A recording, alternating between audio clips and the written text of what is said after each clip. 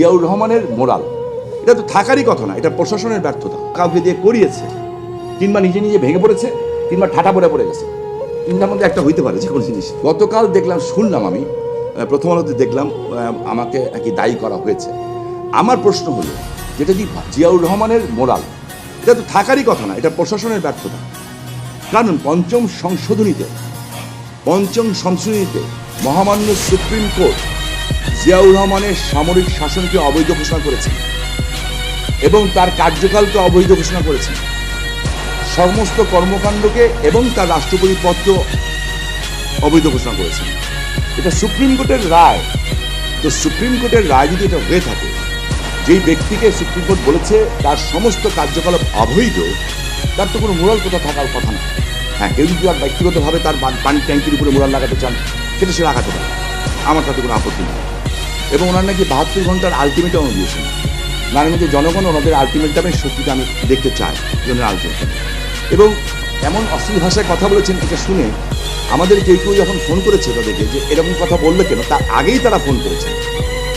Phone করে এটা বলেছেন, ভাইরে মাইন্ড করতে মানা করেন, ভাই মানে সাংবাদিক, মাইন্ড করতে মানা করেন, ভাইয়ের বিরুদ্ধে যদি কিছু কথা বলি তাহলে আমাদের একটু দাম বাড়ে সেন্ট্রালে। তো যদি দাম বাড়ার জন্য করে থাকে আমার কোনো আপত্তি নাই, তারা বড় নেতা হোক, যে আমার বিরুদ্ধে কথা বলে দাম বাড়ে।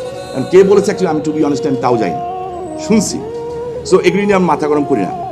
এখানে একটা জেলা প্রশাসকের চিঠি আছে, আপনারা দেখেন। হ্যাঁ, জেলা প্রশাসকের চিঠি।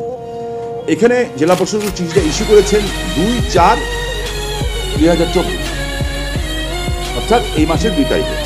নারায়ণগঞ্জ জেলার টাউন হল কমিটির সভা আগামী 4 এপ্রিল 2024 তারিখে রোজ বৃহস্পতিবার বেলা 12টায় জেলা প্রশাসক নারায়ণগঞ্জের সম্মেলন কক্ষ অনুষ্ঠিত হবে। এই সময় একজন সম্মানিত উপদেষ্টা হিসাবে সবাই আপনার উপস্থিতি সবাইকে সমৃদ্ধ করবে। সো আমরা তো জানি সিদ্ধান্ত কি, সিদ্ধান্ত তাই হয়েছে, কারণ এটা তো পরিত্যক্ত ভবন। এই সিদ্ধান্ত 14তেই হয়ে আছে, এটাকে ভেঙে ফেলা হবে। ভেঙে ফেলার পরে কি হবে, এই সিদ্ধান্তটা হয়নি। তাহলে যদি ভেঙে ফেলার সিদ্ধান্ত হয়েই থাকে আগে, এবং সেটাই যখন রিপিট হয়েছে গতকাল, এবং সর্বসম্মতিক্রমে রিপিট হয়েছে, উনি কেউ দ্বিমত পোষণ করেননি। তারপরে রাজুক এখন বলেছে যে সমস্ত ভবনগুলি ঝুঁকিপূর্ণ, এই ঝুঁকিপূর্ণের মধ্যে 1 নম্বর এই ভবনটি আছে। সেই কারণেও এটা মনে করেন এটা জিয়া হল না কিংবা টাউন হল না, সেই কারণে এটা ভেঙে ফেলার দরকার। তো সেই দৃষ্টিকোণ থেকে এটা ভাঙা হবে। তাহলে সেইটাই যদি হয়ে থাকে, তাহলে আমার প্রশ্ন হচ্ছে 2 তারিখে এই সভা ডাকা হয়েছে, এই চিঠি তারাও পেয়েছে কোন না কোনোভাবে। 3 তারিখে এটা ভাঙা হলো, 4 তারিখে আমরা ভাঙার সিদ্ধান্ত নিলাম। তাহলে আমরা এতদিন ভাঙলাম না কেন? 3 তারিখে জিয়াউর রহমানের মোরাল ভাঙলাম কেন? আমি তো জানি এমনিতেই ভাঙা হবে এটা। So what is our problem? এটা সরকারই ভাঙবে, প্রশাসনই ভাঙবে, এবং ভাঙতে বাধ্য তারা। তাহলে বিষয়টা হচ্ছে এটা, তারা এই জিনিসটা অত্যন্ত সুকৌশলে এই কাজটি করেছে, কিংবা কাউকে দিয়ে করিয়েছে, কিংবা নিজে নিজে ভেঙে পড়েছে, কিংবা ঠাটা পড়ে গেছে। তিনটার মধ্যে একটা হইতে পারে যে কোনো জিনিস। ঠাটা পড়েনি, এটা আমি কনফার্ম। তো যদি ভেঙে যায়, তারা এটাকে নিয়ে একটা ইস্যু সৃষ্টি করবে।